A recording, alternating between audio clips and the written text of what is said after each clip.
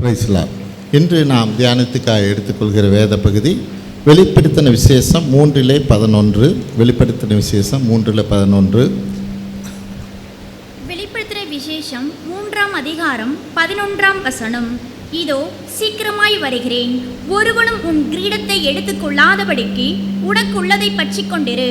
ஜெபிப்போம். ஸ்தோத்திரம் ஆண்டவரே, உமது கிருபைக்காய் நாங்கள் நன்றி செலுத்துகிறோம். இப்பொழுதும் இதோ இந்த வார்த்தையை தியானிக்கும்படியான கிருபை எங்களுக்கு தருவீராக. எங்கள் ஆண்டவரும் மீட்பர் இரட்சகருமாய் இயேசு கிறிஸ்துவின் வழியாக ஏறெடுக்கிறோம் நல்ல பிதாவே, ஆமேன். இதோ நான் சீக்கிரமாய் வருகிறேன், ஒருவனும் உன் கிரீடத்தை எடுத்துக்கொள்ளாதபடிக்கு உனக்குள்ளதை பற்றி கொண்டிரு. ஹல்லேலூயா. தேவன் நமக்கு ஒரு காரியத்தை கொடுத்திருக்கிறார், ஒரு ஆசீர்வாதத்தை கொடுத்திருக்கிறார். நீ அதை இழந்து போவாதங்கிறார். ஆமேன்.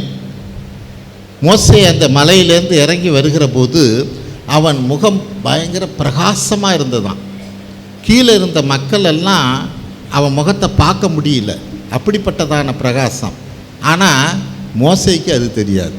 ஹல்லேலூயா. அவன் முகத்தில் இருந்த பிரகாசம் மோசேக்கு தெரியாது. ஆனால் கீழே இருந்த மக்கள் என்ன சொல்கிறாங்க, உன் முகத்தை மூடுங்கிறாங்க. ஹல்லேலூயா. உன் முகத்தை மூடு, நாங்கள் பார்க்க முடியலங்கிறாங்க. ஆமென். தேவன் நமக்கு இந்த நாளில் தேவன் நமக்கு வைத்திருக்கிற கிரீடம் உங்களுக்கு வேணால் தெரியாமல் இருக்கலாம், சாத்தானுக்கு தெரியும். ஹல்லேலூயா. அதை இழந்து போகாதபடி, அதை தான் அங்கே வேதம் சொல்லுகிறது. உன் கிரீடத்தை எடுத்து கொள்ளாதபடி. யார் எடுத்துக்கொள்வா? ஆமென். சாத்தான் தான் எடுக்கும். அதை எடுத்து கொள்ளாதபடி நீ கவனமாயிரு, அதை பற்றி கொண்டு இருங்குது. இந்த நாளில் நமக்கு நல்லாவே தெரியும். ஆமென். நம்ம கூகுள் பேயெல்லாம் பண்ணுற போது ஒரு அழுத்தில் போதும், ஒரு சும்மா அப்படி தவறுதலாக தொட்டுட்டாலும், எடுத்த நம்பர் தவறுதலாக இருந்தாலும் அடுத்த செகண்டு 1000 10,000 போயிடும். ஹல்லேலூயா.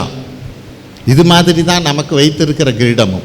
தேவன் நமக்கு வைத்திருக்கிற கிரீடத்தில் நீ கவனமாக இல்லைன்னா ஒரு நொடி பொழுதில் ஒரு காரியத்தினால நீ அத்தனையும் இழந்து போக வேண்டியிருக்கும். ஹல்லேலூயா. இது ஒரு கடைசி நாள். ஆமென். அதுக்கு தான் ஆண்டவர் சொல்கிறார், நான் சீக்கிரமாக வரப்போகிறேங்கிறார். ஹல்லேலூயா. நான் வரப்போகிற நாள் அது சாத்தானுக்கு தெரியும்.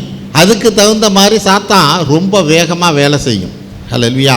அப்போ உன் கிரீடத்தை நீ ஒழுங்காக பற்றி கொண்டு இருக்கணும் என்றபடியாக சொல்லுகிறது. இந்த நாளில் எப்படியா இந்த கிரீடத்தெல்லாம் நம்ம இழந்து போக போகிறோம், இழந்து போகிறதுக்கான வாய்ப்பு இருக்குங்கிறத தான் நம்ம பார்க்க இருக்கிறோம். நீதிமொழிகள் 16:17 பாருங்கள். நீதிமொழிகள் 16:17. நீதிமொழிகள் 16ஆம் அதிகாரம் 17ஆம் வசனம். தீமையை விட்டு விலகுவதே செம்மையானவர்களுக்கு சமான பாதை. தன் நடையை கவனித்திருக்கிறவன் தன் ஆத்துமாவை காக்கிறான்.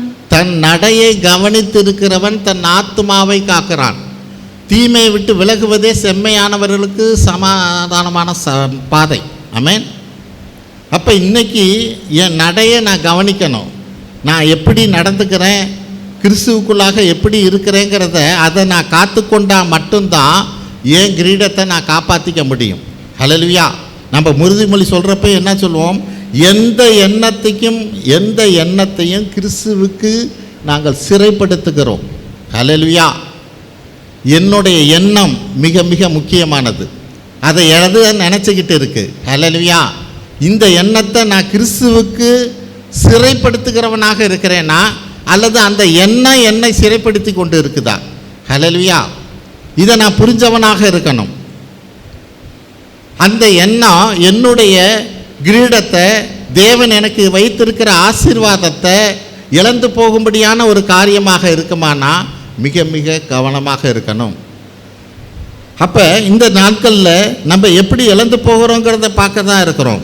இன்னும் மத்தேயு 16:26 பாருங்கள். மத்தேயு 16:26. மத்தேயு 16ஆம் அதிகாரம் 26ஆம் வசனம்.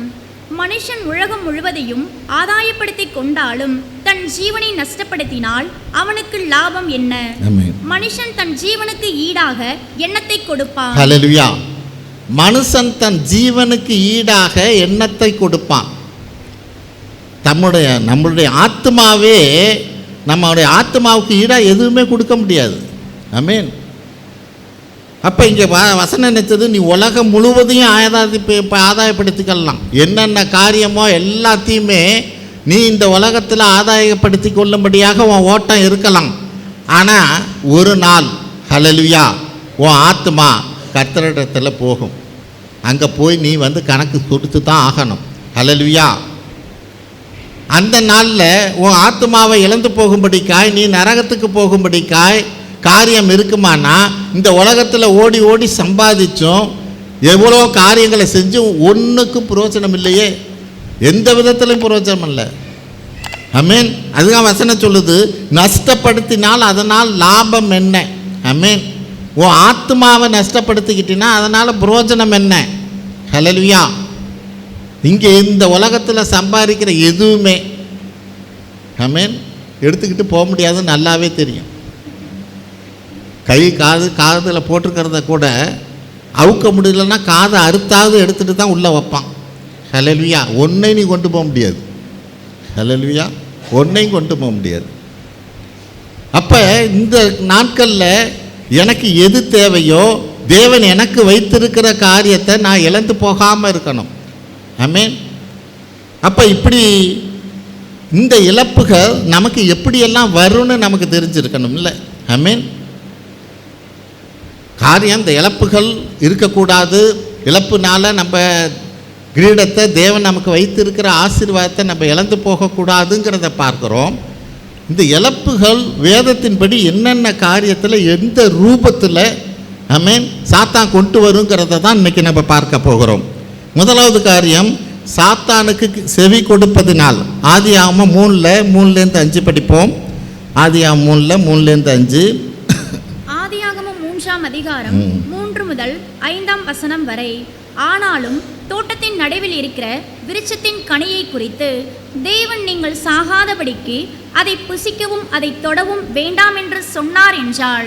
அப்பொழுது சர்ப்பம் ஸ்திரீயை நோக்கி, நீங்கள் சாகவே சாவதில்லை, நீங்கள் இதை புசிக்கும் நாளிலே உங்கள் கண்கள் திறக்கப்படும் என்றும் நீங்கள் நன்மை தீமை அறிந்து தேவர்களைப் போல் இருப்பீர்கள் என்றும் தேவன் அறிவார் என்றது.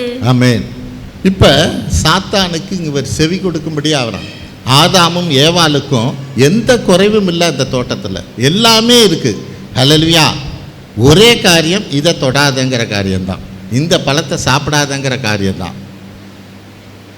என்றைக்குமே நமக்கு இந்த காரியத்தை செய்யாதன்னு சொன்னாதான் அதை செய்யணும்னு தோணும். ஆமென். இதை சாத்தான் நல்லா தெரிஞ்சுக்கிச்சு. ஹல்லேலூயா. அது என்ன சொல்லுது, நீங்கள் நன்மை தீமை அறிந்து தேவர்களைப் போல இருப்பீர்கள் என்று தேவன் அறிவார். ஆமென். உன் கண்ணெல்லாம் திறக்கப்படும், இதை சாப்பிடுங்குது. இப்போ இவங்க என்ன செஞ்சுருக்கணும்? இவங்க என்ன பண்ணியிருக்கணும்? ஆமென். நீங்கள் தேவர்கள் போல ஆவீங்க, நீங்களும் தேவனை போல ஆவீங்கன்னு சாத்தான் சொல்லுது. இப்போ இவளுக்கு என்ன நினப்பு வந்திருக்கணும்? ஏன் இந்த பழத்தை சாப்பிட்டு நீ தேவனை போல ஆகலன்னு கேட்கணுமா இல்லையா? ஹல்லேலூயா. ஏன் நீ சாப்பிட? நீ சாப்பிட்டு முதல்ல தேவனை போல ஆகிறத நான் பார்க்குறேன், அப்புறம் நான் சாப்பிட்றேன். ஹல்லேலூயா. அங்கே மூளை வேலை செய்யாது. ஹல்லேலூயா. மூளை கட்டின மாதிரி ஆகிடும். உங்கள் சிந்தனைகள் கட்டின மாதிரி ஆகிடும். சாத்தான் பேசுகிற போது உங்களால் மற்ற காரியத்தை யோசிக்கவே முடியாது. என்ன ஒரு மந்திரவாதி சொல்கிற மாதிரி அங்கே காரியம் என்ன, அது என்ன சொல்லுதோ அதுக்கு தான் நீங்கள் கீழ்ப்படிவீங்க. ஹல்லேலூயா. அப்போ இங்கே காரியம் என்ன, நீ தேவன் கொடுத்துருக்கிற எல்லா ஆசீர்வாதமும் இருக்கிற போதும் இங்கே சாத்தானுக்கு செவி கொடுக்கிற ஒரு காரியமாக நம்ம பார்க்குறோம். ஆமென். அதை புரிஞ்சுக்கணும். முன்னாடி பல வருஷங்களுக்கு முன்பாடு ஒரு ஏஜென்ட் மாதிரி ஒருத்தர் வந்தார். அவர் என்ன சொன்னார், இதில் நீங்கள் பணம் போட்டிங்கன்னா இவ்வளவு ரிட்டர்ன் ஆகும். அப்போல்லாம் ரசிக்கப்படலை, இருந்தாலும் தேவன் கொடுத்த ஒரு ஞானம்லாம் இருந்தது. இதில் பணம் போடுங்க, என்ன ஆகும், உங்களுக்கு எவ்வளோ ரிட்டர்ன்ஸ் வரும் பாருங்கள் அப்படின்னு சொல்லி அவர் ஒரு கத்தையாக அந்த ரிசிப்ட் வச்சுருந்தார். என்ன ரிசிப்ட்டுன்னா, நான் பணம் போட்டு எனக்கு எவ்வளோ ரிட்டர்ன் வந்ததுன்னு பாருங்கன்னு இவ்வளோ கத்தையாக அப்படியே நூல் போட்டு கட்டி வச்சுருக்கிறார். கட்டி வச்சு இந்த பாருங்கள் எனக்கு எவ்வளோ பணம் வந்திருக்கு அப்படின்னு அந்த ரிசிப்டை காமிக்கிறார்.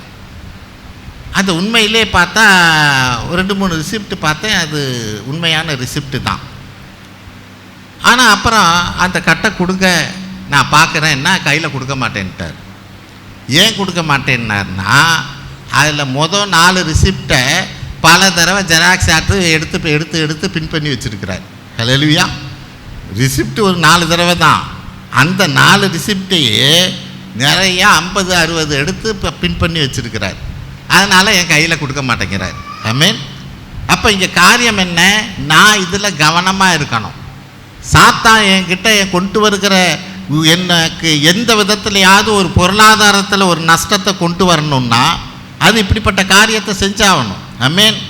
இதுக்கு அடுத்தது என்ன ஆகும்? அது நஷ்டமாகிற போது எனக்கு மன உளைச்சல் வரும். ஹல்லேலூயா. இப்போ மன உளைச்சல் வருகிற போது நான் கர்த்தருக்குள்ளே வர முடியாது, சபைக்கே வர முடியாது, ஜெபிக்க முடியாது. ஹல்லேலூயா. ஒரு காரியத்தை வச்சு சாத்தான் என்ன பண்ணோம்? என்னை முற்றிலுமாக தேவனை விட்டே பிரித்து போடும். ஹல்லேலூயா. அப்போ நான் இன்னைக்கு கர்த்தருக்குள்ள தேவன் எனக்கு எல்லா ஆசீர்வாதமும் இப்போ கொடுத்துருக்கிறார். இப்போ நான் என்ன நினைக்கிறேன்? இன்னும் கொஞ்சம் இருக்கணுமே, இன்னும் கொஞ்சம் அதிகமாகணுமே. பிள்ளைங்கள்லாம் சின்ன பிள்ளையா இருக்குது, நாளைக்கு அதுங்களுக்கெல்லாம் வேணுமே, இன்னும் சேர்க்கணுமே. ஹல்லேலூயா. 5 அப்பத்தை 5000 பேத்துக்கு கொடுத்த தேவன் நம் தேவன். ஹல்லேலூயா. உன்கிட்ட இருக்கிற கொஞ்சத்தை ஒரு நாள் ஆசீர்வதிக்கிற போது எல்லா தேவைகளையும் சந்திக்கப்படும், மீதமும் எடுக்கப்பட முடியும். ஹல்லேலூயா. இந்த காரியத்தில் மிக மிக கவனமாக இருக்கணும். சாத்தானுக்கு செவி கொடுக்கிறவர்களாக இருந்தால் நிச்சயமாக நாம் நஷ்டமடைவோம். நான் பொருளாதாரத்தை பற்றி மட்டும் சொல்லலை. தேவன் என்கிட்ட வர ஒரு காரியம் எப்படிப்பட்ட காரியம்? ஹல்லேலூயா. இது தேவனுக்குள்ள இது சரியானதா என்றபடியாக நான் நிதானிக்க தெரியல அப்படின்னா நான் நிச்சயமாக இழந்து போக வேண்டி இருக்கும். ஹல்லேலூயா. இது எங்கே போய் முடிவு நிற்கும்? கர்த்தர் எனக்கு வைத்திருக்கிற நீ கிரீடத்தை இழந்து போகாதபடி கவனமாக இருங்கிறார். ஹல்லேலூயா. ஒன்று மாற்றி ஒன்று கடைசியில் எங்கே போய் நிற்கும்? நான் தேவன் எனக்கு வைத்திருக்கிற கிரீடத்தை இழக்கும்படிக்கான அந்த லக்குக்கு போய் நிற்கும். ஒருவேளை நம்ம இன்னைக்கு தெரியாமல் இருக்கலாம். இந்த காரியத்தினால தேவனுக்குள்ளே என்ன தப்பு வந்துட போகுது, தேவனுக்குள்ளே எப்படி நான் விலகி இருக்க போகிறேன், தேவன் எனக்கு வைத்திருக்கிற காரியத்தை நான் எப்படி இழந்து போவேன்னு. ஆனால் சாத்தானுக்கு நல்லா தெரியும், இங்கே போட்டால் அது எங்கே போய் நிற்கும் அப்படிங்கிறது அதுக்கு தெரியும். ஹல்லேலூயா. அப்போ நான் இன்னைக்கு தேவனுடைய காரியத்தில், தேவனுக்குள்ளாக நிற்கிற காரியத்தில் சாத்தானுக்கு செவி கொடுக்கிற காரியம் எதுவாக இருந்தாலும் தானே, அது எந்த பக்கமாக வேணாலும் வரும். ஹல்லேலூயா. அது எந்த பக்கம் வேணாலும் எந்த ரூபத்திலையும் வரும். அதில் தான் நான் தான் கவனமாக இருக்கணும். ஹல்லேலூயா. நாம் தான் கவனமாக இருக்கணும். இல்லைனாக்கா நிச்சயமாக தேவன் நமக்காக வைத்திருக்கிற கிரீடத்தை இழந்து போகலாக இருப்போம். நம்ம ஏசாயா 46:4 படிங்க. நம்ம பாடல்கள் போட இந்த வரியை பாடினோம்.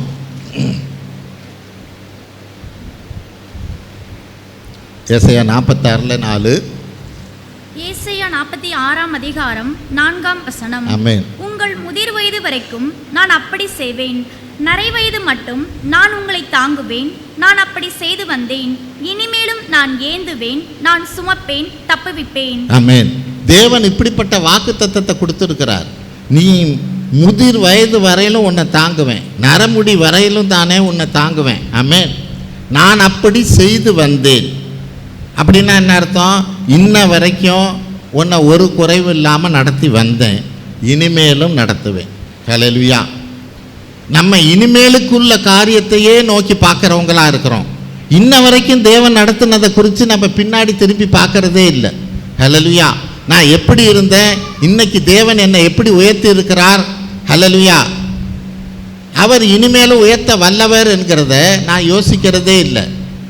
அதுக்கு தான் வசனம் சொல்லுது, இதுவரையிலும் நான் நடத்தினேன், இனிமேலும் நான் ஏந்துவேன், தப்புவிப்பேன். ஹல்லேலூயா. நான் கர்த்தரையே நம்புகிறவனாக இருக்கணும்.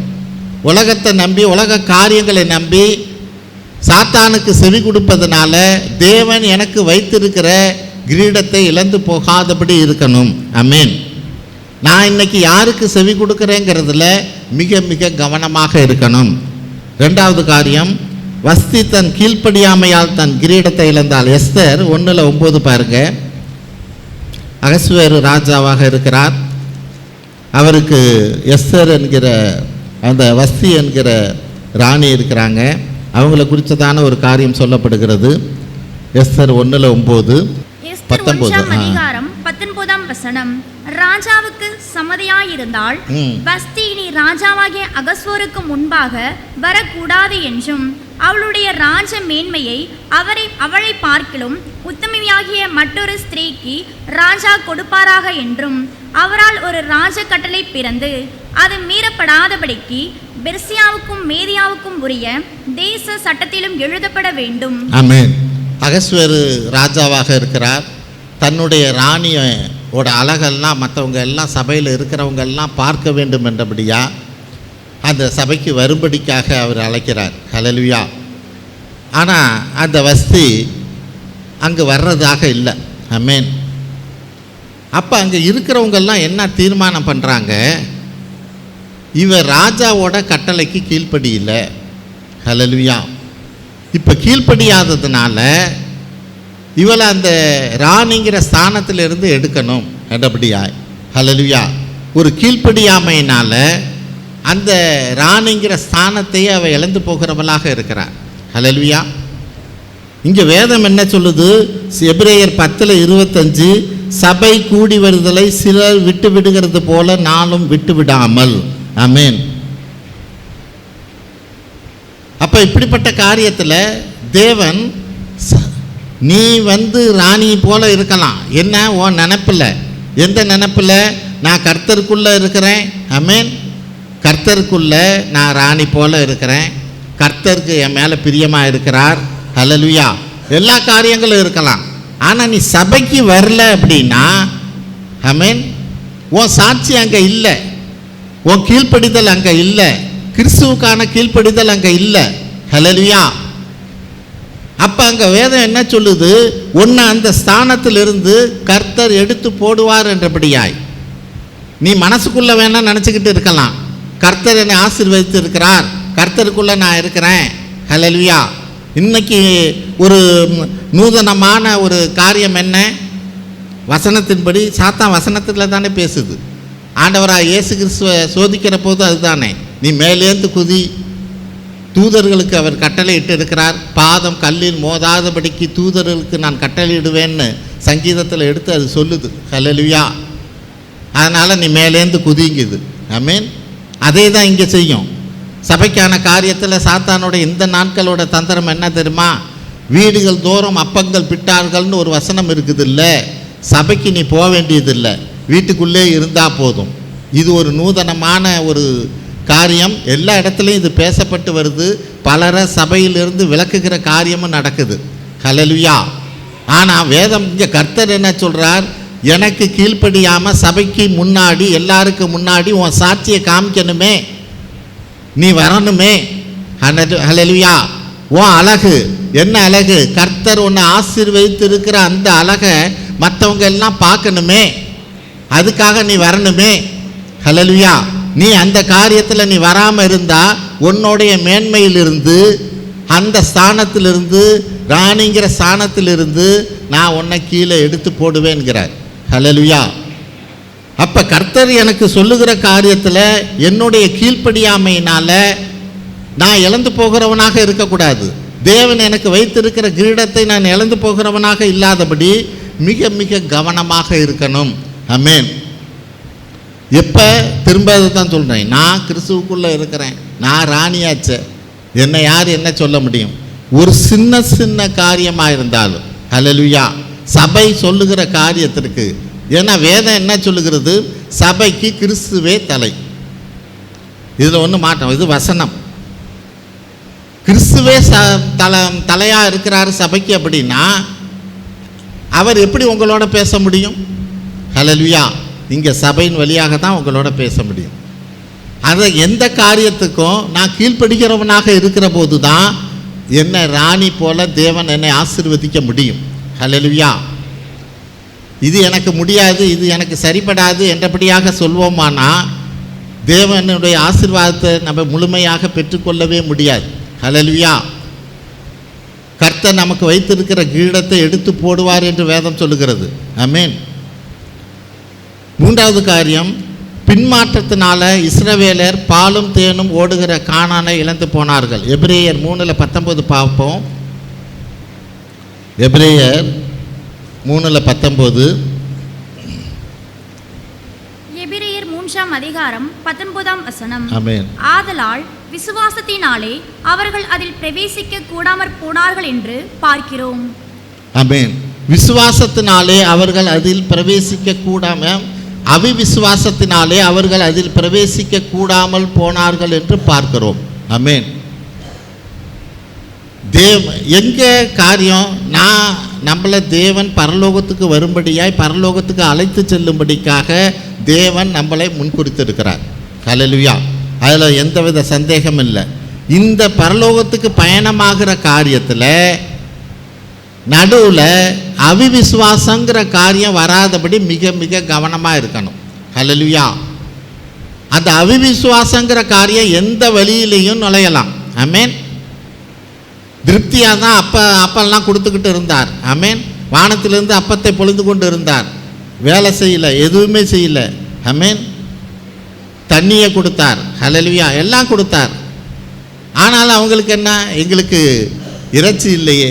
நாங்கள் அங்கே இருந்தால், எகிப்தில் இருந்தால் அதை மட்டன் சாப்பிடுவோம், சிக்கன் சாப்பிடுவோம். இந்த செக்கினாவுக்கு வந்தால் வெறும் கத்திரிக்காவை போடுறாங்க. அங்கே போனாக்க நாங்கள் மீன் சாப்பிடுவோம். தினமும் மீன் இல்லாமல் சாப்பிட மாட்டோம். ராமேஸ்வரத்துலேருந்து வர்றவங்கெல்லாம். ஆமென். அங்கே வசனம் சொல்லுது, காடையை கொடுத்துட்டு வாயில் இருக்கிற போதே அவர்களை அடித்தார். ஹல்லேலூயா. கர்த்தர் 40 நாள் உபவாசம் இருந்தார்னு பார்க்குறோம். சில காரியத்தை வேதம் என்ன சொல்லுது? உபவாசத்தினாலும் ஜபத்தினாலும் மட்டி. ஆமென். ஜபத்தினாலும் அல்லாமல் இப்படிப்பட்டதான பிசாசை துரத்த முடியாதுங்கிறார். ஹல்லேலூயா. அப்போ நம்ம உபவாசம்னாவே நமக்கு கசக்குது. ஏன்? இதோட தாற்பயம் என்ன? இதோட காரியம் என்ன? ஹல்லேலூயா. காரியம் வேற ஒன்றும் இல்லை. அன்னைக்கு ஏவாளுக்கு இருந்தது நமக்குள்ளே இருக்குது. ஏவாளுக்கிட்ட இந்த பழத்தை சாப்பிடாதன்னு சொல்கிற போது அதை சாப்பிடணுங்கிற எண்ணம் ஏன் வந்தது? சாத்தானால். நீ அப்படி இருக்க, இப்படி இருக்க, இதை சாப்பிடுங்கிற எண்ணம் அங்கே வந்தது. மற்றதெல்லாம் இருக்குது. ஹல்லேலூயா. நான் ஒரு நாளோ 4 நாளோ உபவாசம் இருக்கிறதுனால, ஒரு வேளை இருக்கிறதுனால நான் செத்து போக மாட்டேனே. ஹல்லேலூயா. கீழே விழுந்துடுவோம் நான். ஆமென். தேவனுக்காக நிற்கிற காரியத்தில், தேவன் ஆசீர்வதிக்கும்படியான காரியத்தில் நான் எப்படி இருக்கிறேன்? ஆமென்.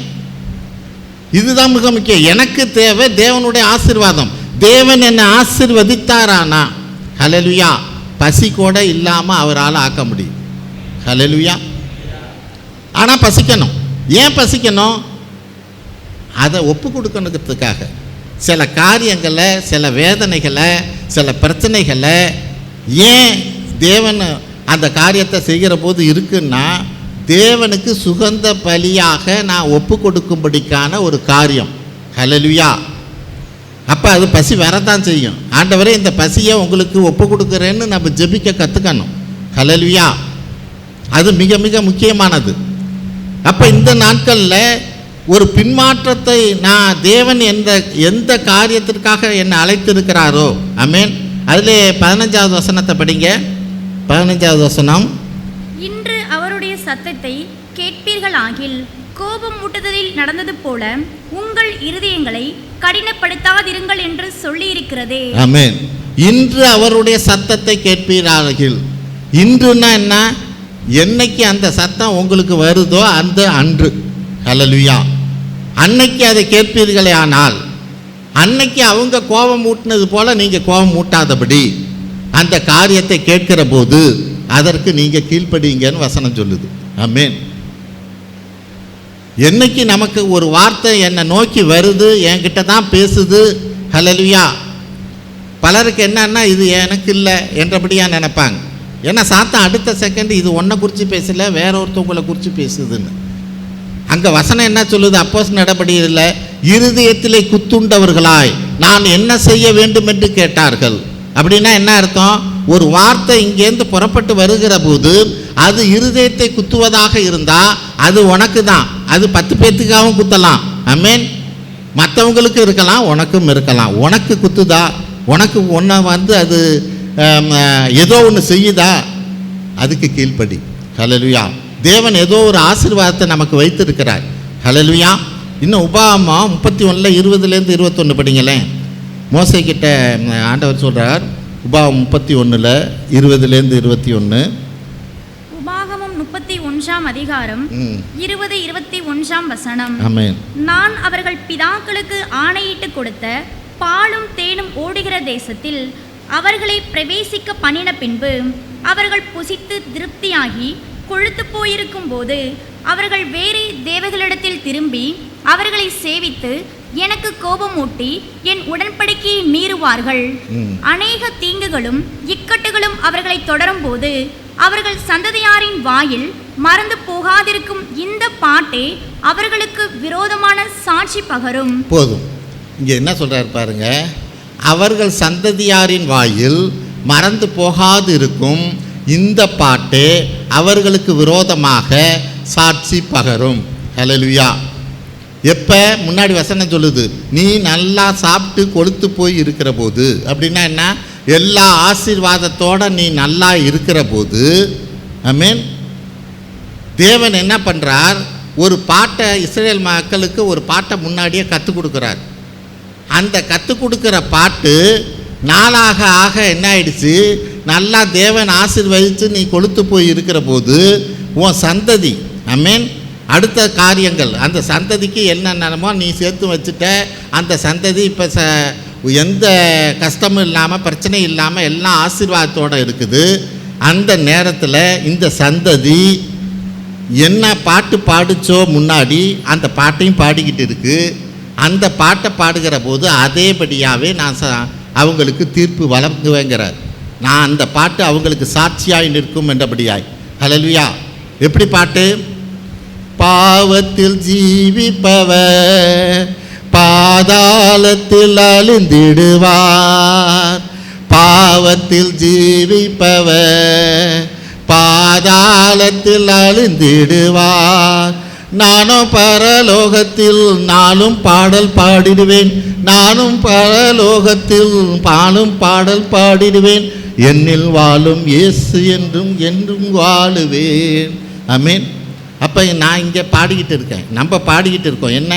பாவத்தில் ஜீவிப்பவர் பாதாளத்தில் அழிந்துடுவார்னு. வா வந்து நில்லும்பார், டிவியில் போட்டு காமிப்பார். பார் நீ என்ன பண்ணியிருக்க பார், நீ தான் பாடுன. ஹல்லேலூயா. இந்த பாட்டு தான் உனக்கு சாட்சி. ஆமென். இன்னும் பல சபையில் என்ன பேசுவாங்க? கிறிஸ்து மரித்தார், கிறிஸ்து உயிர்த்தார், கிறிஸ்து மீண்டும் வருவார். பாட்டை போட்டு காமிப்பார். நீ தானே பாடுன. ஹல்லேலூயா. நீ தான், அதே தான் சாட்சி. நான் வருவேன்னு பாடிக்கிட்டு இருக்கிறில்ல, நான் வந்தால் என்ன பண்ணுவேன்னு தெரியுமா? நீ எப்படி உன் வாழ்க்கை அதுக்கு தகுந்த மாதிரி இங்கே செஞ்சுக்கிட்டியா? ஹல்லேலூயா. அங்கே வேதம் அதுதான் சொல்லுது. கர்த்தர் அதுக்காக மோசே மூலியமாக இஸ்ரவேலருக்கு ஒரு பாட்டை பாடி காமிச்சார். பாட்டை அவங்கெல்லாம் பாடுபடி செஞ்சாராம். ஏன்னா அன்னைக்கு ஒரு விடுதலையோடு வந்தாங்க. ரொம்ப ஆசீர்வாதமாக அந்த பாட்டை பாடிக்கிட்டு இருக்காங்க. நாங்கள்லாம் சாட்சியாக நிற்போம், எங்களுக்கு எகிப்திலேருந்து கொண்டு வந்தீங்க, எங்களை விடுதலை ஆக்குனீங்க, எல்லாம் சாட்சியாக பாடுறாங்க. ஹல்லேலூயா. நாளாக சந்ததிக்கு சந்ததி வருகிற போது தேவன் உங்களை எப்படி விடுதலை ஆக்கினார், எப்படி ஆசீர்வதித்தார், எப்படி நடத்தினாருங்கிறதெல்லாம் அந்த சந்ததிக்கு மறந்து போச்சு. இப்போ அதே பாட்டை போட்டு காமிச்சு ஆண்டவர் தீர்ப்பாக வைக்கிறார். ஹல்லேலூயா. அப்போ இன்னைக்கு ஒரு பின்மாற்றங்கிற காரியத்தில் இஸ்ரவேலர் பாலும் தேனும் ஓடுகிற ஒரு கானானை இழந்தது போல, நான் இன்னைக்கு தேவன் என்னை எல்லா விதத்திலும் ஆசீர்வதித்து இருக்கிற போது எனக்கு பின்மாற்றம் வருகிறதா? ஆமென். கர்த்தரை விட்டு பின்வாங்குகிறவனாக இருக்கிறேனா? ஹல்லேலூயா. என்னையும் அறியாமல் நான் பின்வாங்குகிறவனாக இருப்பேன். ஆமென். இது நமக்கே தெரியாது. ஹல்லேலூயா. நான் காலேஜில் படிக்கிற போது ஒரு இன்ஜினியரிங் ஸ்டூடெண்ட், அவங்க எங்கள் செட்டுனாலும் அவங்க இன்ஜினியரிங் போனாங்க. அந்த பையனுங்க லீவுக்கு வந்தபோது இங்கே இதில் தான் ஒரு பக்கத்தில் இந்த கொள்ளடத்தில் போய் குளிக்க போனாங்க. ஒரு 4 பேர் போனாங்க. 4 பேர்த்தில் பார்த்தீங்கன்னா 3 பேர் அந்த புதக்குழி மாதிரி இருக்கிற அந்த இதில் உள்ளே போயிட்டாங்க. ஹல்லேலூயா. ஒருத்தன் போகிறான், அவனை காப்பாற்றணுமேனு இன்னொருத்தன் கையை பிடிக்கிறான், அவனை காப்பாற்றணுமேனு இன்னொருத்தன் கையை பிடிக்கிறான். 3 பேருமே உள்ளே போய் மாட்டிக்கிட்டாங்க. ஹல்லேலூயா. 3 பேரையுமே இதாக தான் எடுக்க முடிஞ்சுது. ஹல்லேலூயா. இறந்து போயிட்டாங்க. காரியம் அதுக்கும் கொஞ்சம் தூரத்தில் அவங்க குளிக்கிறாங்க. இந்த தண்ணி மெதுவாக ஓடினது அந்த புதக்குழியை தாண்டி அப்படி போய்கிட்டு இருக்குது. இங்கே இருக்கிற இடம் தெரியல அவனுங்களுக்கு. அது மெதுவாக அந்த தண்ணி இவங்களை உள்ளே அப்படியே இழுத்துடுச்சு. ஹல்லேலூயா. எதுக்கு நான் சொல்கிறேன், சாத்தான் உங்களை இழுக்கிறதே உங்களுக்கு தெரியாதுங்கிறத புரிஞ்சுக்கோங்க. ஹல்லேலூயா. எந்த விதத்தில் உங்களை இழுத்துக்கிட்டு போகுதுன்னே உங்களுக்கு தெரியாது. உலகமே ஆதாயமாக்கி கொண்டாலும் தன் ஜீவனை இழப்பதனால என்ன பிரயோஜனம் என்று வேதம் சொல்லுகிறது. உன் ஜீவனை இழந்து போவ, எப்படி இழுத்துக்கிட்டு போகுதுன்னு உனக்கு தெரியாது. ஆமென். இன்னைக்கு நான் கர்த்தருக்குள்ள கிறிஸ்துவுக்குள்ள நான் பின்மாற்றம் அடையாதபடிக்காய் நான் கர்த்தருக்குள்ள நான் நிலைத்திருக்கிறவனாக இருக்கணும். ஆமென். தேவன் என்னை கொண்டு ஏதோ ஒரு காரியத்தை செய்ய இருக்கிறார். ஒருவேளை தேவன் இந்த நாளில் கொடுத்திருக்கிற கிரீடத்தை இழந்து போகாமல் இருக்கலாம். அல்லது ஒருவேளை கிரீடத்தை நான் பெற்றுக்கொள்ளாத நான் இந்த நாளில் தேவன் என்னை கிரீடத்தை பெற்றுக்கொள்ளும்படிக்காக இந்த இடத்துல கொண்டு வந்து நிறுத்தி இருக்கலாம். ஆமென். அதில் மிக மிக கவனமாக இருக்கணும். இது ஒன்றும் பெரிய அதாவது அதிகப்படியான நாட்கள் அல்ல. குறிப்பாக செக்கினாவில் வந்தவங்களுக்கு சொல்கிறேன், இந்த நாட்களில் தேவனை பற்றி கொண்டு இருக்கிற காரியத்தில் மிக மிக கவனமாக இருக்கணும். ஆமென். தேவன் எனக்கு வைத்திருக்கிற ஆசீர்வாதத்தை எந்த விதத்தில் இழந்து போகக்கூடாது. ஹல்லேலூயா. தேவன் நம்மளை ஆசீர்வதிக்க வல்லவராக இருக்கிறார். 4வது காரியம், ஏசா தன் சேஷ்டபுத்திர பாகத்தை அலட்சிய பண்ணினான். 16-17 வசனம். 12 இது எது எபிரேயர் 12 16-17 படிங்க. எபிரேயர் 12 16-17. எபிரேயர் 12ஆம் அதிகாரம் 16-17 வசனம். ஒருவனும் வேசி கள்ளனாகவும் ஒருவேளை போஜனத்துக்காக தன் சேஷ்டபுத்திர பாகத்தை விற்று போட்ட ஏசாவை போல சீர்கெட்டவனாகவும் இராதபடிக்கும் எச்சரிக்கையாயிருங்கள். ஏனென்றால் பிற்பாடு அவன் ஆசீர்வாதத்தை சுதந்திரித்துக் கொள்ள விரும்பியும் ஆகாதவன் என்று தள்ளப்பட்டதை அறிவீர்கள். அவன் கண்ணீர் விட்டு கவலையோடு தேடியும் மனம் மாறுதலை காணாமற் போனான். ஆமென். முன்னாடி படித்த வசனம் அங்கே நடந்த காரியம் அதை எடுத்து எபிரேயரில் எழுதப்படுது. என்ன காரியம் அங்கே நடந்தது என்றபடியாய். ஆமென். அங்கே வசனம் சொல்லுது, ஒருவனும் வேசிக்கல்லனாகவும் ஒருவேளை போஜனத்துக்காக தன் சேஷபுத்திர பாகத்தை விற்று போட்ட ஏசாவை போல சீர்கெட்டவனாகவும் இராதபடி எச்சரிக்கையாயிருங்கள். ஏனென்றால், இதுதான் முக்கியம், ஏனென்றால் அங்கே என்ன சொல்லுது, பிற்பாடு அவன் ஆசீர்வாதத்தை சுதந்திரித்து கொள்ள விரும்பியும் ஆகாதவன் என்று தள்ளப்பட்டதை அறிவீர்கள். அவன் கண்ணீர் விட்டு கவலையோடு தேடியும் மனம் மாறுதலை காணாமல் போனான். ஹல்லேலூயா. இன்னைக்கு தேவன் நமக்கு வைத்திருக்கிற ஒரு ஆசீர்வாதத்தை ஏதோ ஒரு சின்ன காரியத்துக்காக, ஆமென்.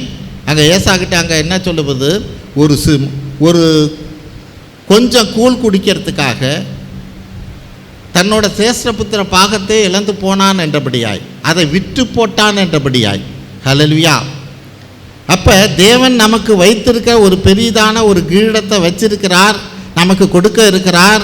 அந்த கிரீடத்தை நான் இழந்து போகும்படிக்காய் நான் என்ன செய்கிறவனாக இருக்கிறேன், எந்த காரியத்துக்காக இதை விற்று போடுகிறவனாக இருக்கிறேன். ஹல்லேலூயா.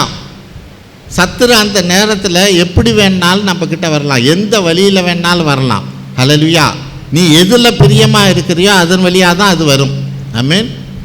எதன் மேலே நீ அதிகம் பிரிய வச்சிருக்கிறேன்னு அதுக்கு தெரியும், உன்னை விட அதுக்கு தெரியும். ஹல்லேலூயா. அது வழியாக தான் உன்னை கவுக்க வரும். அப்போ இந்த காரியத்தை நான் விட்டு போடுகிறவனாக இருந்து தேவன் எனக்கு வைத்திருக்கிற அந்த பெரிதான ஆசீர்வாதத்தை இழந்து போய், ஒருவேளை அங்கே வசனம் சொல்ல, பிற்பாடு அவன் ஆசீர்வாதத்தை சுதந்திரித்து கொள்ள விரும்பியும் ஆகாதவன் என்று தள்ளப்பட்டதை அறிவீர்கள். ஒரு திஷ்டாந்தமாக இந்த காரியம் நடந்திருக்கிறத நீங்கள் புரிஞ்சுக்கங்க.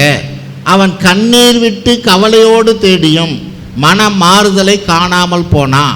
அதுக்கப்புறம் நீ எவ்வளோதான் முட்டி போட்டு ஜெபிச்சு அழுது ஜெபிச்சாலும் தேவன் உனக்கு வைத்திருக்கிற ஆசீர்வாதத்தை நீ அன்னைக்கு இழந்து போனபடியினால, நீ விற்று போட்டபடியினால திரும்பியும் பெற்றுக்கொள்ளவே முடியாது.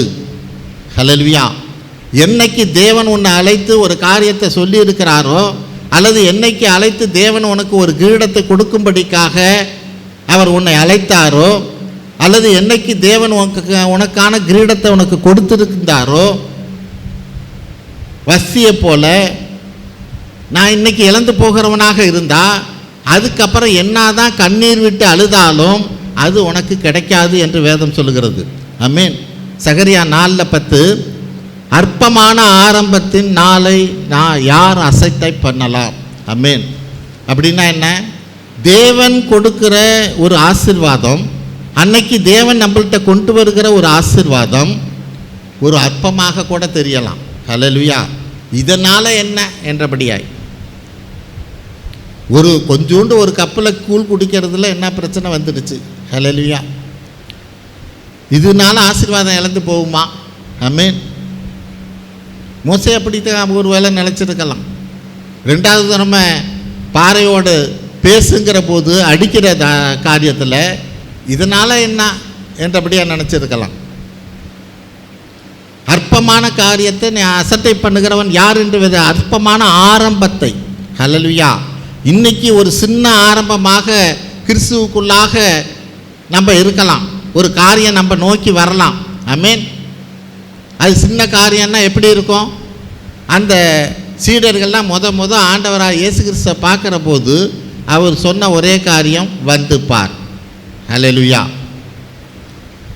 நான் இருக்கு, நீங்கள் எங்கே ஆண்டவரை தங்கியிருக்கிறீங்க? வந்து பார். ஹல்லேலூயா.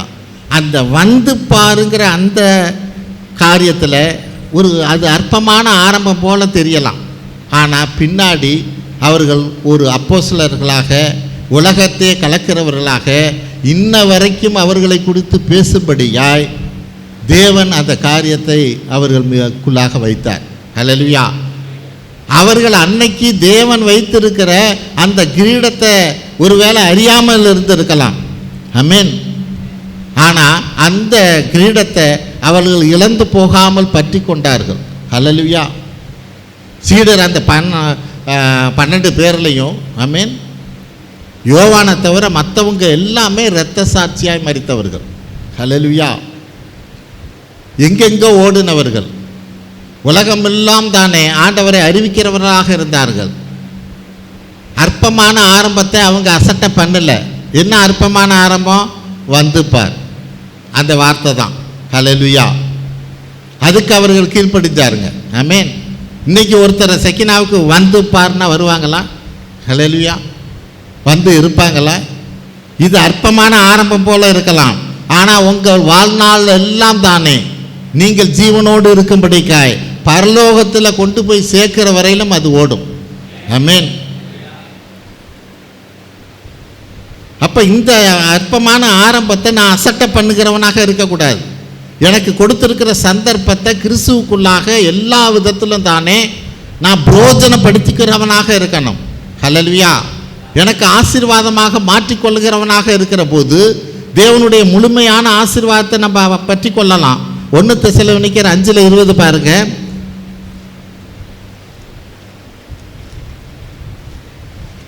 1 தெசலோனிக்கர் 5:20. 1 தெசலோனிக்கேயர் 5ஆம் அதிகாரம் 20ஆம் வசனம். தீர்க்க தரிசனங்களை அற்பமாய் எண்ணாதிருங்கள். ஆமென். தீர்க்க தரிசனங்களை அற்பமாய் எண்ணாதிருங்கள். தீர்க்க தரிசனங்கிறது வேற, தீர்க்க தரிசிங்கிறது வேற. ரெண்டுக்கும் புரிஞ்சுக்கணும். ஆமென். தீர்க்க தரிசனங்கிறது கழுத வாயிலேருந்து கூட வரும். ஹல்லேலூயா. தேவன் ஒரு காரியத்தை நமக்கு வந்து பேசணும், நம்மளோட பேசணும்னு நினைக்கிறாரு வரீங்க, யார் வழியாக வேணாலும் பேசுவார். ஹல்லேலூயா. தீர்க்க தரிசிங்கிறது வேற. தீர்க்க தரிசி எப்படிப்பட்டவங்கன்னா, எந்த நேரமும் எந்த காரியத்துக்கு நீங்கள் அவங்கள்ட்ட போய் கேட்டாலும் தானே உடனே தீர்க்க தரிசனமாக தேவன்கிட்டேருந்து கேட்டு சொல்ல முடியும். இவங்க தீர்க்க தரிசிகள். தீர்க்க தரிசனங்கிறது யாருக்காவது வரும், யார் வேணாலும் பேசுவாங்க. ஹல்லேலூயா. அவங்களுக்கு தெரியாமல். ஹல்லேலூயா. இப்போ சபையிலேருந்து வருகிற வார்த்தைகள் அது தீர்க்க தரிசனமாக உங்களுக்கு வரலாம். ஆமென். ஒரு இந்துவாக கூட இருக்கலாம், ஒரு அங்கே தான் வேதம் சொல்லுது, ஒரு கழுதையாக கூட இருக்கலாம். ஆமென். எங்கள் வீட்டில் 6 பேர் இருக்கிறோம், ஒருத்தருமே டிகிரி படிக்கலை, நான் மட்டும் படித்தேன். ஏன்? எனக்கு அந்த எஸ்எஸ்எல்சி முடித்த பிறகு, அப்போல்லாம் 11th, அந்த முடித்த பிறகும் நான் காலேஜுக்கோ இதுக்கெல்லாம் போகிறது மாதிரி இல்லை, சும்மா தான் வீட்டில் தான் இருந்தேன். ஒருத்தர் வந்தார், அவர் ஹிந்து தான். எங்கள் அப்பாக்கிட்ட எப்போதும் வந்து உட்காந்து பேசிக்கிட்டு இருப்பார். அந்த நேரம் இப்படி குறுக்க போனேன். அவர் உட்காந்து வெராண்டாவில் பேசிக்கிட்டு இருக்கிற போது அந்த நேரம் இப்படி நடந்தேன். இந்த பையன் என்ன பண்ணுறான் அப்படின்னார். இவன் இப்போ தாங்க எஸ்எஸ்எல்சி முடித்தான், வீட்டில் தான் இருக்கான். வீட்டில் இருக்கானா, ஏன் காலேஜுக்கு அனுப்பலை அப்படின்னாரு. எங்கள் அப்பா அவர் அதிகம் படிக்காதவர், புரியுதுங்களா, அவர் ஒன்றும் சொல்ல போகல, அவன் என்னான்னு தெரியல அப்படின்னாரு. அவர் என்னை கூப்பிட்டார், நீ உடனே போய் காலேஜில் சேரணும்பா தம்பி அப்படின்னார். காலேஜ் அட்மிஷன்லாம் முடிஞ்சு போச்சு, 1 மாதமாக காலேஜ் நடந்துக்கிட்டு இருக்குது. மீன் ஆனாலும் இவர் சொன்னார், சரி போவோமே அப்படின்னு. யாருமே எனக்கெல்லாம் ஹெல்ப் இல்லை, நானே சர்டிஃபிகேட் எடுத்தேன். அன்றைக்கெல்லாம் வந்துலாம் கூடலாம் சொல்கிறதுக்கோ வழிகாட்டுறதுக்கோ யாரும் கிடையாது. நானே போனேன், நேராக பிரின்ஸ்பாலை போய் பார்த்தேன் ஜோசப் காலேஜில். என்னடா இப்போ வந்துருக்கிற, அட்மிஷன்லாம் முடிஞ்சிடுச்சுடா அப்படின்னாரு. சாமி எப்படியாவது ஏதாவது ஒன்று கொடுங்க அப்படின்னு கேட்டேன். சரி சரி போ, நீ அந்த கிளாஸில் போய் உக்கார் அப்படின்னாரு. அப்படி தான் முடித்தேன். பிஏ முடித்தேன், டிஎல்எல் முடித்தேன், பிஜி டிபிஏ முடித்தேன். அது அற்பமான ஆரம்பம். சும்மா அந்த நான் அந்த நேரத்தை அவங்க பேசுகிற போது அந்த பக்கம் போனேன், அதை பார்த்து அவர் சொன்னது தான். ஹல்லேலூயா. அது அற்பமான ஆரம்பம்தான். ஹல்லேலூயா. நான் அதை அசட்டை பண்ணாதவனாக இருந்தபடினால தேவன் இந்த நாளில் இங்கேயும் கொண்டு வந்து நிறுத்தியிருக்கிறார். எவ்வளோ காரியங்கள் அப்படி தான், ஆரம்பங்கள்லாம் அற்பமானது தான். ஆமென். தேவன் அதை வழிநடத்த வல்லவராக இருக்கிறார். ஹல்லேலூயா. எந்த ஒரு காரியத்தையும், ஒருவேளை அது சிச்சையாக கூட இருக்கலாம், அற்பமான காரியத்தை, அற்பமான ஒரு சிச்சையாக வேதம் என்ன சொல்லுது? எபிரேயர் 12:5 படிங்களேன். எபிரேயர் 12:5.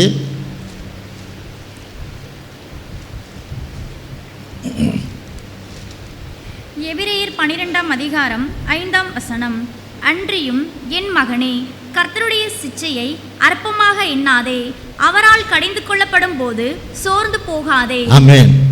என் மகனே, கர்த்தருடைய சிச்சையை அற்பமாக எண்ணாதே, அவரால் கடிந்து கொள்ளப்படும் போது சோர்ந்து போகாதே. ஹல்லேலூயா. கர்த்தர் சில நேரங்களில் அடிக்கிறார். ஏன் அடிக்கிறார்னா, நீ போகிற பாதை சரியில்லைன்னு அடிக்கிறார். ஹல்லேலூயா.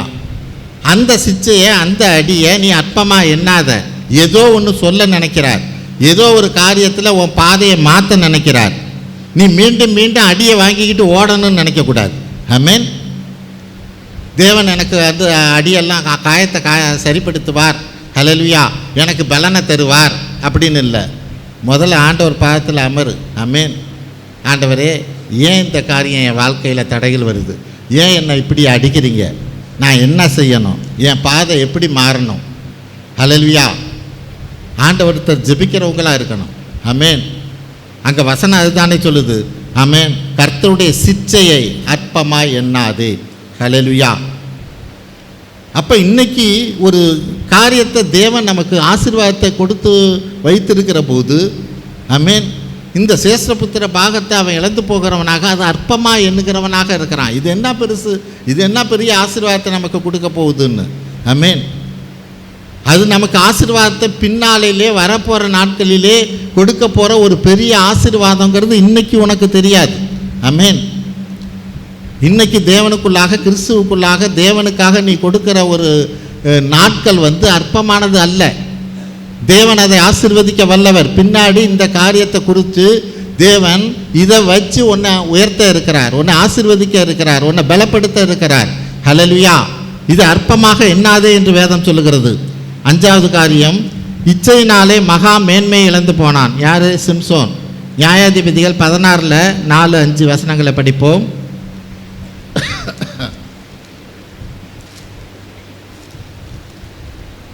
நியாயாதிபதிகள் 16:4-5 வசனங்கள். நியாயாதிபதிகள் 16ஆம் அதிகாரம் 4-5 வசனம். அதற்கு பின்பு அவன் சோரேக் ஆற்றங்கரையில் இருக்கிற தெலீலாள் என்னும் பேருள்ள ஒரு ஸ்திரீயோடே சிநேகமாயிருந்தான். அவளிடத்திற்கு பெலிஸ்தரின் அதிபதிகள் போய், நீ அவனை நயம் பண்ணி அவனுடைய மகாபலம் எதினாலே உண்டாயிருக்கிறது என்றும், நாங்கள் அவனை கட்டி சிறுமைப்படுத்துகிறதற்கு எதினாலே அவனை மேற்கொள்ளலாம் என்றும் அறிந்து கொள். ஆமென். சிம்சோன் அந்த தெலிலா அப்படிங்கிறவளால் தன் மேன்மையெல்லாம் இழந்து போனான். இங்கே வசனம் என்ன சொல்லுது பாருங்க, அவனுடைய மகாபலம் எதினாலே உண்டாயிற்று இருக்கிறது என்றும் நாங்கள் அவனை கட்டி சிறுமைப்படுத்துவதற்கு எதனாலே அவனை மேற்கொள்ளலாம் என்றும் அறிந்து கொள். ஹல்லேலூயா. அப்படின்னா என்ன அர்த்தம்? உங்களுடைய மகாபலம் எதில் இருக்குங்கிறத சாத்தான் புரிஞ்சுக்கிச்சு அப்படின்னா, ஆமென், சாத்தான் புரிஞ்சுக்கும் நல்லா நம்மளுடைய மகாபலம் எங்கே இருக்குது. ஹல்லேலூயா. அதனால் இவனை கட்டி போடணும். ஆமென். அந்த பலத்தை கட்டி போடணும். நம்மளுடைய மகாபலன் எதில் இருக்குது? சிம்சோனை போல ஒரு பெண்ணு மேலேயும் இருக்கலாம், ஆணு மேலேயும் இருக்கலாம், ஒரு செல்ஃபோன் மேலேயும் இருக்கலாம். ஹல்லேலூயா. நான் எந்த நேரமும் செல்ஃபோனை பார்க்கிறவனா என்னை மாற்றினா தேவனை நோக்கி நான் பார்க்குறவனா இருக்க மாட்டேன். ஆமென். நீங்கள் மேலானவைகளை நாடுங்கள் என்று வேதம் சொல்லுகிறது ரோமரில். நான் மேலேயே பார்க்கறது இல்லையே, கீழே தானே பார்த்துக்கிட்டு இருக்கிறேன். ஹல்லேலூயா. என்னுடைய மகாபலத்தை நான் பலப்படப்படாதபடி, கிறிஸ்துவுக்குள்ளாய் பலப்படாதபடி எதனால் கட்டலாம் என்று அங்கே வசனம் அதுதான் சொல்லுது. நாங்கள் அவனை எதனால் கட்டி சிறுமைப்படுத்தலாம் என்று எங்களுக்கு சொல்லு. ஆமென். அப்போ இன்னைக்கு நம்மளை நாமே சோதித்து பார்த்துக்கணும். நான் எந்த காரியத்தில் நான் கட்டப்பட்டு இருக்கிறேன்? கிறிஸ்துவை விட்டு பிரியும்படிக்காய், தேவனுக்கு கொடுக்குற நேரத்தில் நான் குறைவுபடும்படிக்காய், நான் எதனை என் சிந்தனை 24 மணி நேரத்தில் எவ்வளோ நேரம் கர்த்தரை நினைக்கிறேன்னா எந்த ஒரு காரியத்தை நினைக்கிறேன். ஆமென். அங்கே அதுக்கு தான் நம்ம உறுதிமொழியில் சொல்கிறோம், என் சிந்தனையை கிறிஸ்துவின் கட்டுப்பாட்டுகள் வருமாறு கட்டாயப்படுத்துகிறேன். நீங்கள் தான் கட்டுப்படுத்தணும். ஜெபிச்சு நான் கட்டுப்படுத்த முடியாது. நல்லா புரிஞ்சுக்கங்க. சில காரியங்களில் தேவன் நமக்கு கொடுத்துருக்கிற ஒரு சுதந்திரம். ஆமென். அந்த சுதந்திரத்தில் அவர் தலையிடவே மாட்டார். ஹல்லேலூயா. அப்போ என் சிந்தனை எதை நோக்கி இருக்குது, எதையே நினச்சிக்கிட்டு இருக்குது, அதை நான் கிறிஸ்துவின் கட்டுப்பாட்டுகள் வருமாறு நான் கட்டாயப்படுத்துகிறவனாக இருக்கிறேனா, அதுக்கு நான் முயற்சி செய்கிறேனா? ஹல்லேலூயா.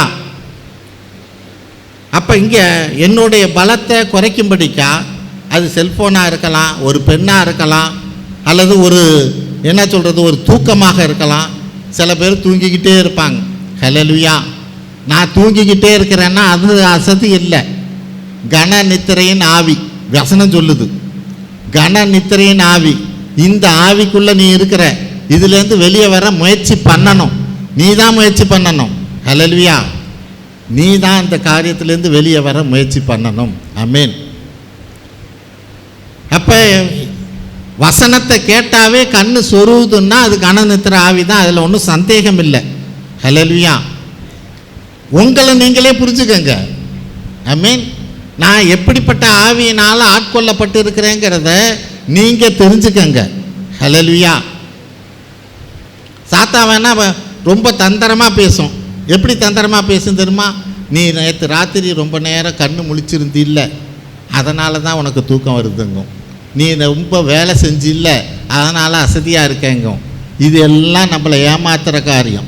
வசனம் சொல்லுகிறது, நீ ஓடினாலும் கலப்படையாய், நடந்தாலும் சோர்வடையாய். இந்த ஆசீர்வாதம் எங்கே போச்சு? ஹல்லேலூயா. தேவன் கொடுக்குறதெல்லாம் நீ பார்க்கணும். சாத்தான் சொல்கிறத அதை முன்பே பார்த்தோம். சாத்தானுக்கு செவி கொடுக்குறவங்களா நம்ம இருந்தோம்னா நம்ம கிரீடத்தை இழந்து போகிறவங்களாக இருப்போமே. ஹல்லேலூயா. அப்போ எப்படிப்பட்ட காரியத்தில் இருக்கிறோம்? ஆமென். ஒருவேளை இன்னைக்கு நான் அந்த இச்சையினால் அவன் சிம்சோன் இழந்து போனது போல் என்னுடைய இச்சை, என்னுடைய விருப்பம், என்னுடைய ஆசை, ஆமென், பணத்தில் இருக்குதா, குடியில் இருக்குதா, தூக்கத்தில் இருக்குதா, அல்லது பணமா? ஆமென்.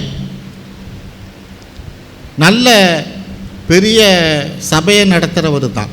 ஆமென். எவ்வளோ சாத்தானோட தந்திரங்கிறத நீங்கள் கவனிக்கணும். ஆமென். அப்படிப்பட்டவர் நல்ல ஒரு சபைக்கு ஒரு இடத்த வாங்கணும்னு சொல்லி தான், ஆமென், எவ்வளோ பணத்தை மக்கள்கிட்டேருந்து வாங்கி ஒரு இடத்த வாங்குறார். ஹல்லேலூயா. கொஞ்ச நாள் கழித்து பணத்தெல்லாம் கொடுத்துட்டார். ரிஜிஸ்ட்ரேஷனுக்கு போனால் அங்கே என்ன சொல்லுறாங்க, இந்த இடம் இவர் யார் உங்களுக்கு விற்கிறேன்னு சொன்னான்னா அவங்களோட இடமே இல்லை, இது வேற ஒருத்தனோட இடங்கிறான். பணம் எல்லாம் லட்சக்கணக்கில் கொடுத்தாச்சு. இப்போ இது என்ன சொல்கிறது?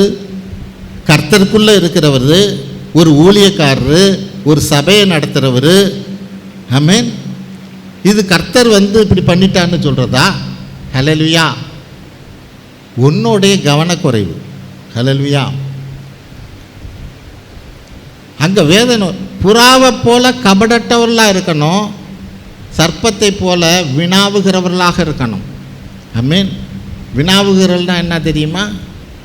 எப்படி அங்கே சாத்தா அவள் ஏவாள்கிட்ட கேள்வி கேட்டு கேட்டு ஆமாம் அவளை மாற்றுச்சோ, அது மாதிரி நீ திரும்ப திரும்ப கேள்வி கேட்கணும். இது எப்படி இருக்குது, என்ன இருக்குது, ஏது இருக்குது, யார்கிட்ட இருக்குது, பல கேள்வியை கேட்டு தான் நீ அந்த காரியத்தை செய்யணும். இல்லைன்னா உன் பணம் இழந்து போவ. ஹல்லேலூயா. உன்னோட காரியத்தை எல்லாம் இழந்து போவ. ஹல்லேலூயா. அவன் எப்படிப்பட்டவன், உண்மையிலே அவன் சரியாக இருக்குமா? ஆனால் கர்த்தருக்குள்ளே இருக்கிறவர், சபையை நடத்துகிறவர். இப்போ யார் என்ன சொல்கிறது, எப்படி நம்ம குற்றம் சொல்கிறது? ஹல்லேலூயா. யார் மேலே குற்றம் சொல்கிறது? ஆமென். நம்மளுடைய காரியங்கள் நம்ம உண்மையிலே அது சாத்தா எப்படி கொண்டு வர்றது? சபைக்காக ஒரு பெரிய இடத்த வாங்கிறது. அப்போ அது ஆண்டவருக்கான ஊழியத்துக்கான காரியம் தானே. ஹல்லேலூயா. இப்படி தானே நம்ம நினைப்போம். அங்கே சத்துரு அப்படி தான் கொண்டு வருவான்.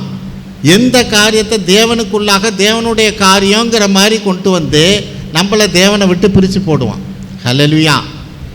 ஒரு காரியத்தை தொடர்ந்து ஒரு காரியத்தை தேவனுக்காக ஒரு ஜெபிக்கிற காரியமோ ஒரு காரியமோ செஞ்சுக்கிட்டே இருந்தீங்கன்னா அதுலேருந்து உங்களை உடனே சாத்தான் தூக்காது. ஆமென். அது என்ன பண்ணோம், அது இருக்கட்டும், அதுக்கு பதிலாக இதை செய் அப்படின்னு வேறொரு காரியத்தை ஆண்டவருக்கான காரியம் மாதிரியே கொண்டு வந்து உள்ளே நுழைச்சிடும். கொஞ்ச நாளில் பார்த்தீங்கன்னா இந்த காரியம் போயிடும், அந்த காரியம் போயிடும், சும்மா நின்றுக்கிட்டு இருப்பேன். ஹல்லேலூயா. சாத்தானோட தந்திரம் இது தான். ஆமென்.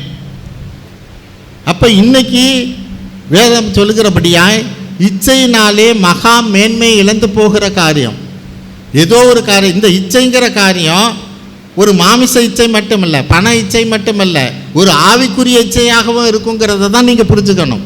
ஆமென். இதை விட அங்கே போனால் அப்படி இருக்கும் இப்படி இருக்கும் சொல்லி சாத்தான் நம்மளை என்ன பண்ணிடும், கீழே தள்ளிடும். அதற்கு நமக்கு ஞானம் வேணும். ஆமென். ஏன்னா வசனம் என்ன சொல்லுது, கடைசி நாட்களில் தெரிந்து கொள்ளப்பட்டவர்களும் தானே வஞ்சிக்கப்படுவார்கள். தெரிந்து கொள்ளப்பட்டவர்களும் வஞ்சிக்கப்படுகிற ஒரு காலம். இந்த காலத்தில் நம்ம மிக மிக கவனமாக இருக்கணும். ஹல்லேலூயா. 6வது காரியம், தூதர்களின் எச்சரிப்பையை மறந்ததுனாலே நமக்கு இழப்பு ஏற்படும். ஆதியாகமம் 19:15 படிப்போம். ஆதியாகமம் 19ஆம் அதிகாரம் 15ஆம் வசனம். ஆமென். கிழக்கு வெளுக்கும் போது அந்த தூதர் லோத்தை நோக்கி, பட்டணத்திற்கு வரும் தண்டனையில் நீ அழியாதபடிக்கு எழுந்து உன் மனைவியையும் இங்கே இருக்கிற உன் 2 குமார்த்திகளையும் அழைத்து கொண்டு போ என்று சொல்லி அவனை துரிதப்படுத்தினார்கள். யாரு? அங்கே தூதர்களே லோத்துக்கிட்ட எச்சரிக்கிறாங்க, இந்த பட்டணத்தை தேவன் அழிக்க போகிறார், உன் மனைவி உன் குடும்பத்தெல்லாம் கூப்பிட்டுக்கிட்டு இந்த இடத்த விட்டு போயிடு என்றபடியாய் தூதர்களே எச்சரிக்கிறார்கள். 17வது வசனம் பாருங்க. அவர்களை வெளியே கொண்டு போய் விட்ட பின்பு அவர், உன் ஜீவன் தப்ப ஓடிப்போ, பின்னிட்டு பாராதே, இந்த சம பூமியில் எங்கும் நில்லாதே, நீ அழியாதபடிக்கு மலைக்கு ஓடிப்போ என்றார். ஹல்லேலூயா. இது தூதரோட எச்சரிப்பு. நீ எங்கேயுமே நிற்காத, நீங்கள் குடும்பமாக ஓடிப்போங்க, இந்த இடம் அழிக்க போகிறார் கர்த்தர்னு தூதர்களை கொண்டு தேவன் எச்சரிக்கிறவராக இருக்கிறார். 26 பார்ப்போம். 26வது வசனம். அவன் மனைவியோ பின்னிட்டு பார்த்து உப்பு தூணானாள். ஆமென். அந்த எச்சரிப்பை அவங்க அற்பமாக என்றாங்க. ஹல்லேலூயா. மற்றவங்கெல்லாம் வந்தாங்க, ஆனால் மனைவியோ அங்கே தூதர்கள் எச்சரிக்கிற வசனத்தில் வார்த்தையில் என்ன, நீங்கள் பின்னிட்டு பார்க்காம. இங்கே என்ன பண்ணுறா, ஓடும்போது பின்னிட்டு பார்த்தபடினால உப்பு தூணாக மாறினாள் என்று வேதம் சொல்லுகிறது.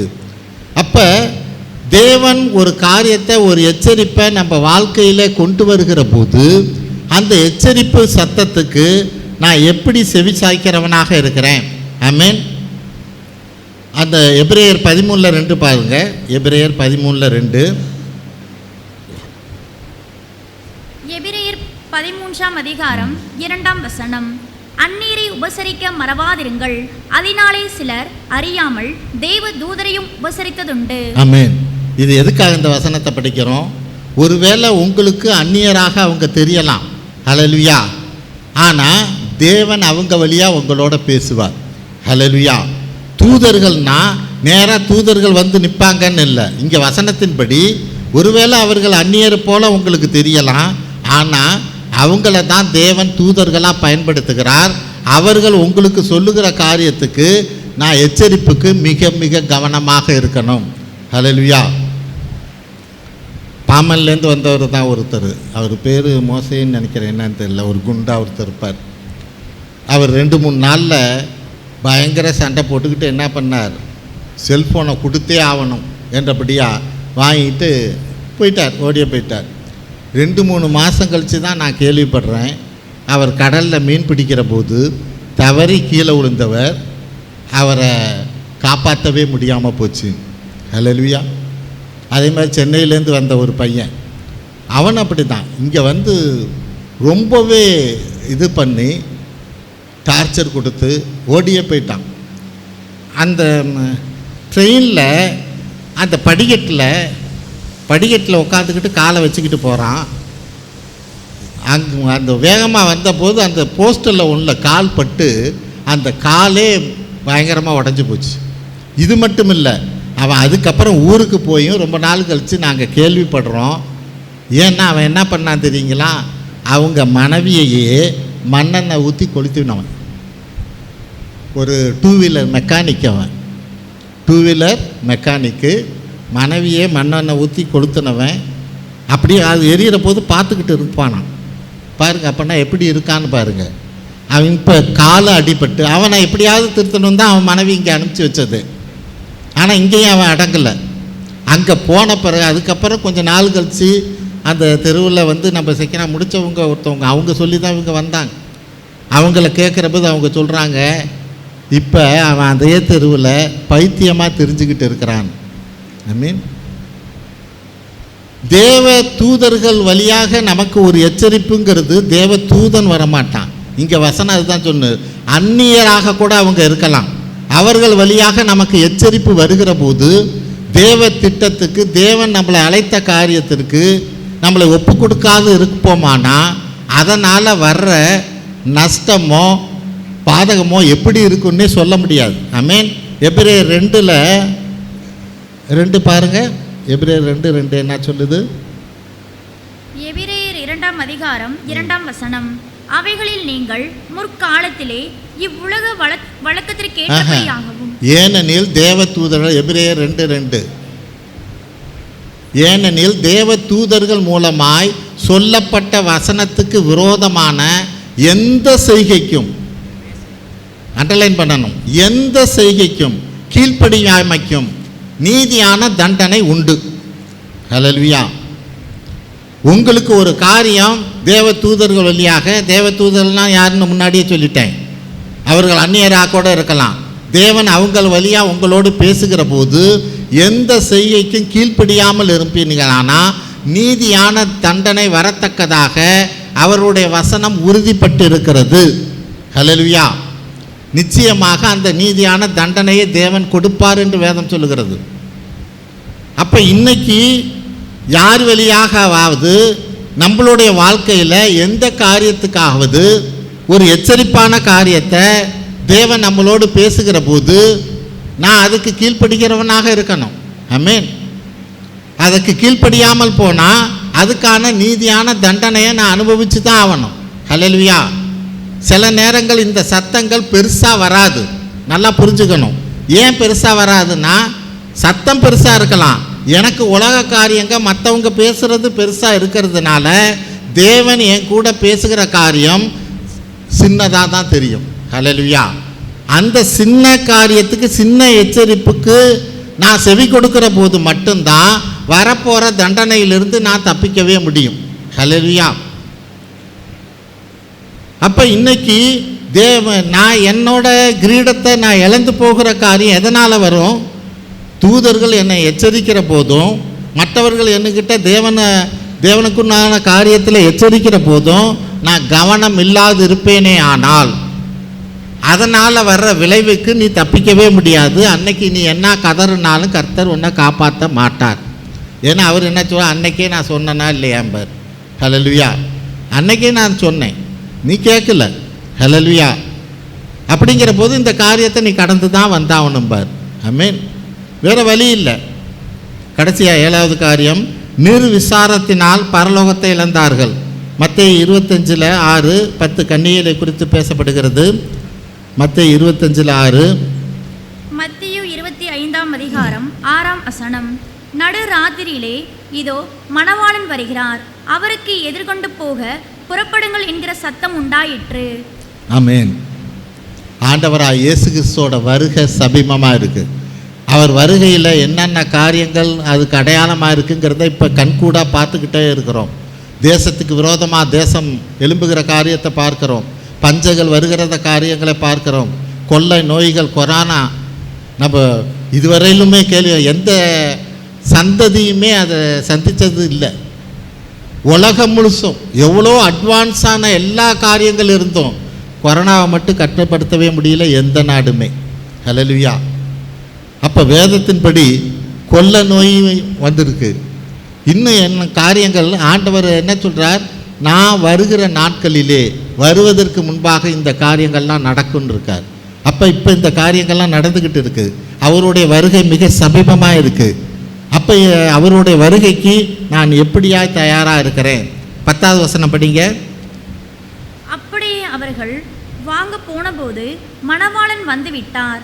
ஆயத்தமாய் இருந்தவர்கள் அவரோட கூட கல்யாண வீட்டுக்குள் பிரவேசித்தார்கள். கதவும் அடைக்கப்பட்டது. ஆமென்.